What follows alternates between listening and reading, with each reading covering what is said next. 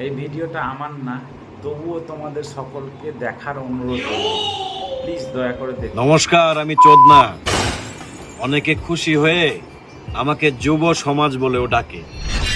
কানাডাতে young level যুব সমাজ পলিটিক্স চালায় এবং বয়স্কদের ভাতা দেয়, কিন্তু আমাদের দেশে বয়স্করা দেশ চালায়, রাজনীতি করে, আর ইয়ং জেনারেশন যাদের কর্মক্ষমতা রয়েছে তাদের ভাতা দেয়। এই ভাতা সিস্টেম বা স্টাইপেন্ড ফ্যাসিলিটি, এটা নিয়েই আজকে আমার ক্লাস, আজকে আমার টিউশনি। আশা রাখি সকলে জুড়ে থাকবেন, ব্যাপারটা ভালো করে বুঝবেন। একটু সামনে এসে বসুন, আজকের ক্লাসটা মন দিয়ে শুনবেন। প্রথমে জেনে নিই ভাতা জিনিসটা কি। ধরে নিন আপনি একটি সভ্য সমাজে বসবাস করেন, একজন সভ্য নাগরিক।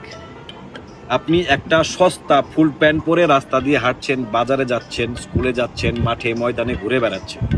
এবার প্যান্টটা যেহেতু সস্তা আপনাদের পোষাচ্ছে না। একটা নতুন সরকার এসে সেটা সুযোগ নিল, আপনাদের প্রমিস করলো, আপনাদের আশ্বাসন দিল, আমাদের সরকার যদি আসে আপনাদের ডাবল ডাবল প্যান্ট দিব এবং দামি দামি প্যান্ট দিব। আপনারা সেই ভরসা রেখে সেই সরকারকে ভোট দিয়ে নিয়ে আসলেন। যখন সরকার গঠন হয়ে গেল, নতুন সরকার আসার সঙ্গে সঙ্গেই আপনাদের পরনে যেই প্যান্টটা ছিল সেই প্যান্টটাও খুলে নিয়ে চলে গেল। এবার আপনারা ন্যাংটা, রাস্তা দিয়ে ঘুরছেন, বিভিন্ন জায়গায় যাচ্ছেন, আপনাদের লজ্জাস্থানটা দেখা যাচ্ছে, আপনারা লজ্জায় গুটিয়ে গেলেন, একটা সাইডে চলে গেলেন, সবাই ন্যাংটা।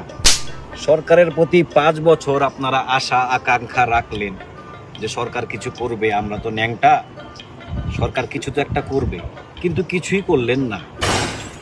এবার ভোটের প্রাক মুহূর্তে, মানে ভোট আশা আশা ভাব হয়েছে, ঠিক সেই সময় হাফ প্যান্ট নামক একটা ভাতা চালু করলেন।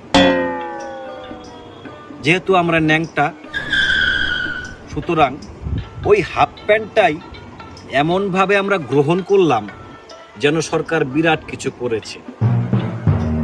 আমরা সবাই সেই হাফ প্যান্ট ভাতার আন্ডারে চলে আসলাম। এখন আমরা সবাই হাফ প্যান্ট পরে ঘুরছি আর সবাইকে গিয়ে বলছি সরকার কতটা মমতাময়ী, আমাদের সবাইকে হাফ প্যান্ট দিয়েছে।